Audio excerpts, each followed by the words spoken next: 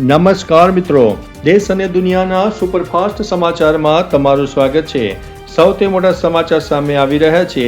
CBI અભય ચેટબોટના digital ધરપકડ અને છેતરપિંડી રોકવા માટે સીબીઆઈ અભય નામનો એઆઈ ચેટબોટ લાવી રહ્યું છે, જેનાથી નકલી નોટિસની ઓળખ થઈ શકશે।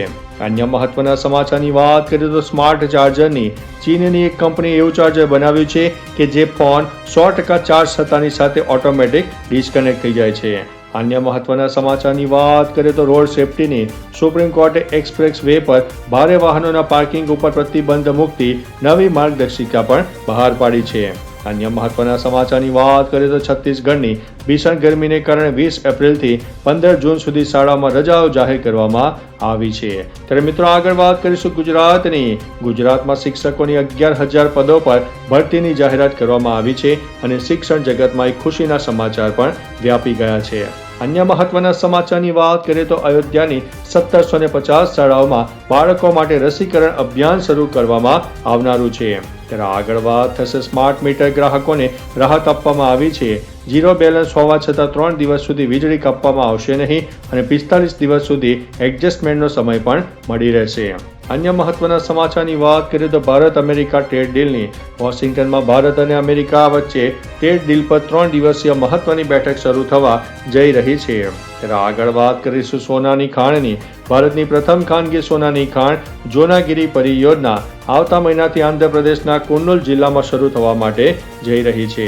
ત્યારે મિત્રો આગળ વાત કરીશું અમેરિકા ઈરાન તણાવની। ડોનાલ્ડ ટ્રમ્પે ઈરાનને છેલ્લી ચેતવણી આપી છે કે જો તેઓ સમજૂતીની શરતો નહીં માને તો ઈરાનના પાવર પ્લાન્ટ્સ અને પુલોને નષ્ટ કરી દેવામાં આવશે।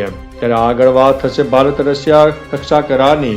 ભારત અને રશિયા વચ્ચે એક મહત્વપૂર્ણ સમજૂતી થઈ છે, જેના હેઠળ બંને દેશો એકબીજાની જમીન પર 3,000 સૈનિકો, 5 યુદ્ધ જહાજો અને 10 સૈન્ય વિમાનો તૈનાત કરી શકે છે।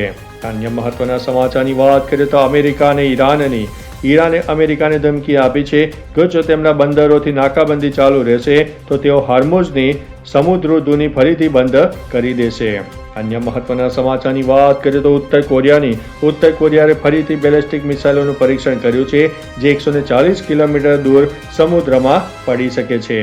અન્ય મહત્વના સમાચારની વાત કરીએ તો મુઝફ્ફરપુર છેડતી કેસની। માતા પુત્રી સાથે છેડતીના કેસમાં પૂર્વ મંત્રી રુધિર બાલિયાનના પુત્ર સહિત 2 લોકોની ધરપકડ કરવામાં આવી છે। અન્ય મહત્વના સમાચારની વાત કરીએ તો રાહુલ ગાંધી પર એફઆઈઆર।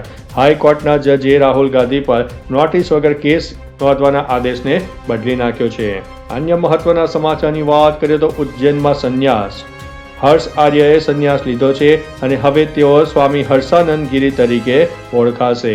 અન્ય મહત્વના સમાચારની વાત કરીએ તો સપાના ઝંડા મુદ્દે વિવાદ। સપાનો ઝંડો સળગાવ્યા બાદ અપર્ણા યાદવ પર અરવિંદસિંહ ગોપ ગુસ્સે થયા અને કહ્યું કે આ મુલાયમસિંહ અને અખિલેશ યાદવના વારસાનું પ્રતીક છે। અન્ય મહત્વના સમાચારની વાત કરીએ તો નોઈડા હિંસાની। 1 લાખના ઇનામી આરોપી આદિત્ય આનંદને તમિલનાડુથી નોઈડા લાવવામાં આવ્યો છે। ત્યારે આગળ વાત કરીશું રાજસ્થાન અકસ્માતની।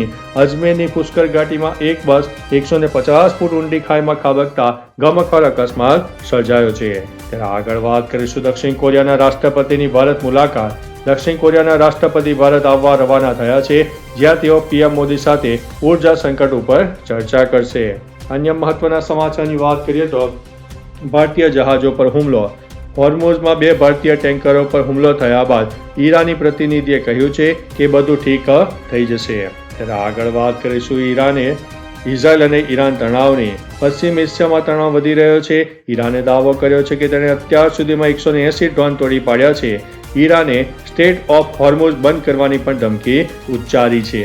અન્ય મહત્વના સમાચારની વાત કરીએ તો ઉત્તરાખંડમાં મધરેસાઓ। મુખ્યમંત્રી ધામીએ સ્પષ્ટ કર્યું છે કે મધરેસાઓમાં ઉત્તરાખંડ બોર્ડનો અભ્યાસક્રમ લાગુ કરવામાં આવશે। જે નહીં માને તે મધરેસાઓને બંધ કરી દેવામાં આવશે। અન્ય મહત્વના સમાચારની વાત કરીએ તો પરમહંસ આચાર્યને ધમકી।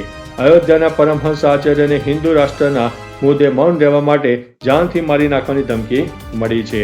અન્ય મહત્વના સમાચારની વાત કરીએ તો પશ્ચિમ બંગાળ રાજકારણની। મમતા બેનર્જીએ ભાજપ પર ગંભીર આરોપ લગાવતા કહ્યું છે કે શું ભાજપ તેમને મરાવીને બંગાળ જીતવા માંગે છે। અન્ય મહત્વના સમાચારની વાત કરીએ તો મહિલા આરક્ષણ બિલની। વડાપ્રધાન મોદીએ મહિલા આરક્ષણ બિલ મુદ્દે વિપક્ષ ઉપર નિશાન સાધતા કહ્યું છે કે વિપક્ષે મહિલાઓના અધિકારો છીનવી લીધા છે અને તેમને આ પાપની સજા મળશે. બીજી તરફ અખિલેશ યાદવે કહ્યું છે કે તેઓ બિલની વિરુદ્ધ નથી, પરંતુ ભાજપની દાનત ખોટી હતી. તો ચાલો મિત્રો, ફરીથી દેશ અને દુનિયાના સુપરફાસ્ટ સમાચાર લઈને મળતા રહીશું. ત્યાં સુધી અમને રજા આપશો. નમસ્તે.